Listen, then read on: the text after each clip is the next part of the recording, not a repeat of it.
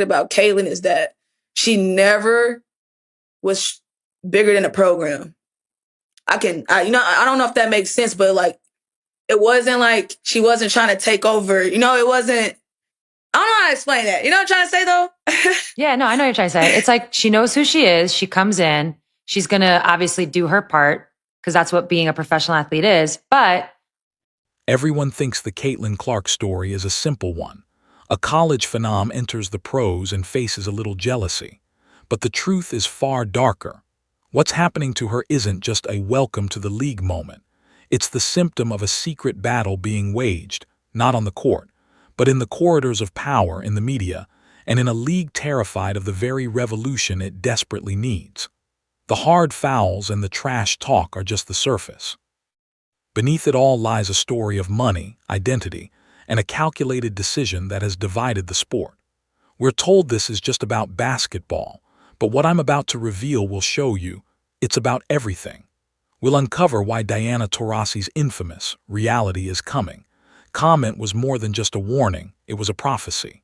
And later, we'll expose the single unspoken reason behind the Olympic team snub that the selection committee is praying you never figure out. But before we expose the politics and the power plays, we have to understand the impossible pressure cooker she walked into from the moment she was drafted.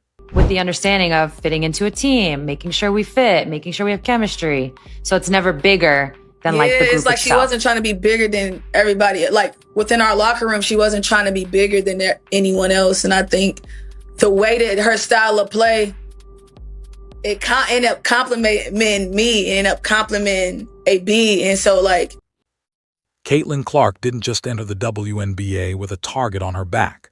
She walked in with a $28 million target painted by Nike. Let that sink in. Before playing a single professional game, she inked a shoe deal reportedly worth up to $28 million, complete with a signature shoe. An honor reserved for only the most elite, seasoned veterans. While her official rookie salary is a modest $76,135, her off-court earnings from Nike, Gatorade, State Farm, and Panini America have created an economic reality the league has never seen before. This isn't just a story of jealousy over talent. It's a fundamental clash of financial worlds.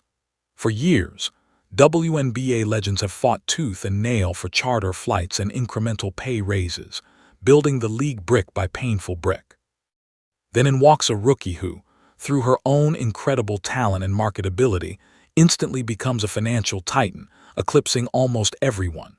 To a veteran player, this creates a deeply complex emotional and professional conflict.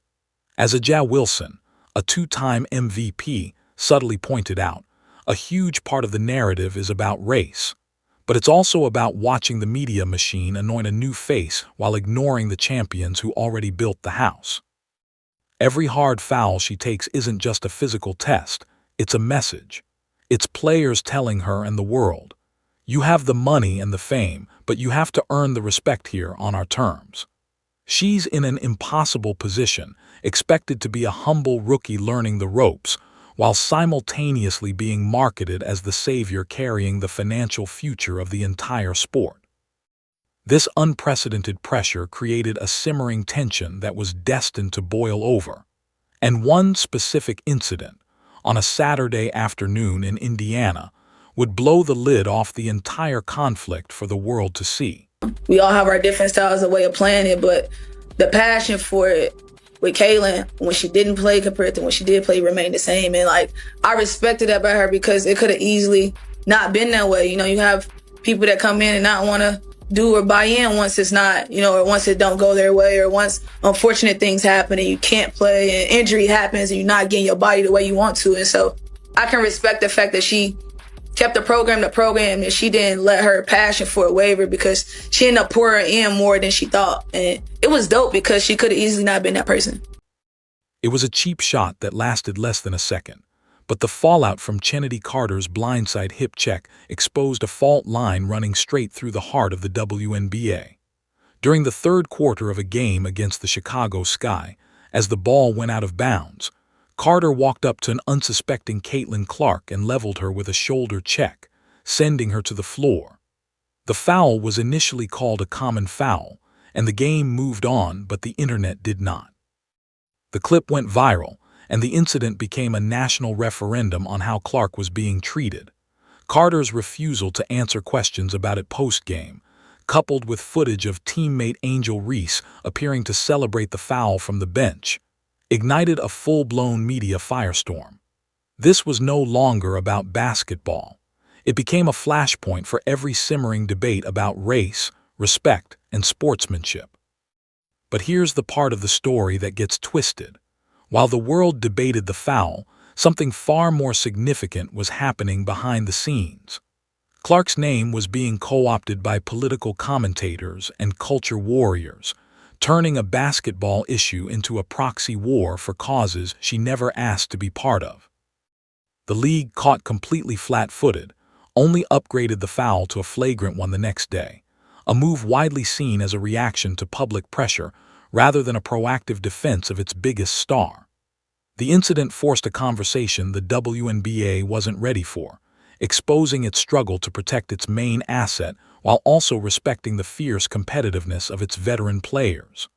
What happened next, however, proved the real story was never just about a single cheap shot.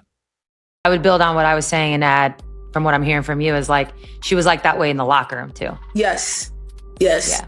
Like it was like she wasn't trying to, like, you could easily be a certain way, and her thing was just like giving her best. Like she gave us like her best when she was in the locker room. The decision to leave Caitlin Clark off the 2024 Paris Olympic team wasn't just about basketball. It was a calculated message from the old guard to the new world order. The official justifications were predictable: a lack of experience at the senior national team level, a desire for established chemistry, and concerns about her defense against elite international guards. On the surface, these are valid basketball arguments. But behind closed doors, the conversation was far more complicated. According to sources close to the selection committee, a major factor was the fear of the Caitlin Clark circus. There was genuine concern that her immense stardom would create a media frenzy, overshadowing veteran icons like Diana Taurasi and Breena Stewart. More specifically, there was anxiety about the public relations nightmare that could unfold if Clark made the team only to receive limited playing time behind more established players. The committee reportedly worried that her passionate fan base would erupt with every minute she spent on the bench, creating a non-stop distraction. This wasn't just a basketball decision. It was a risk management decision. They chose the perceived stability of a veteran-laden roster over the undeniable marketing goldmine and global attention Clark would have brought to Team USA. It was a move to protect the team's internal hierarchy, a statement that the establishment still runs the show. Clark, for her part, handled the news with incredible grace. But for millions of fans, the snub felt like a betrayal, a punishment for the very popularity that was lifting the sport to new heights. The establishment had sent its message, but the true test of her future wasn't in Paris. It was in an Indiana Fever locker room, where the most overlooked part of this entire saga was quietly unfolding.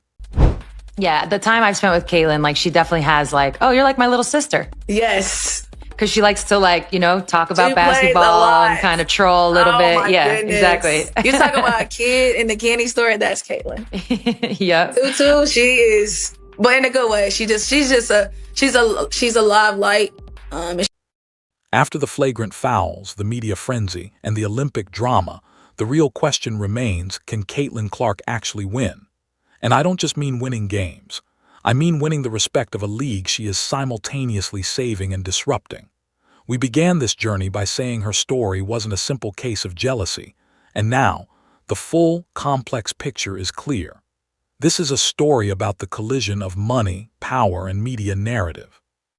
The unprecedented financial pressure of her $28 million in endorsements fueled the intense on-court physicality exemplified by the Chennedy Carter foul. That incident was then amplified by a media ecosystem that turned a basketball play into a raging culture war. This, in turn, prompted a defensive reaction from the sports establishment, culminating in the Olympic snub, a move designed to reassert control. It's all one interconnected story of a revolution, whether the league wanted one or not. The real game for Clark now isn't just about draining logo threes or breaking assist records. It's about navigating this political minefield, building genuine chemistry with teammates like Aaliyah Boston, and proving she can transform the league from the inside, not as a designated savior, but as a generational peer. Her ultimate success won't be defined by rookie-year stats, but by whether she can withstand the storm and lead the WNBA into the new era she single-handedly created. But what do you think was the biggest factor in the Olympic decision, the basketball or the politics? Let me know your thoughts in the comments below.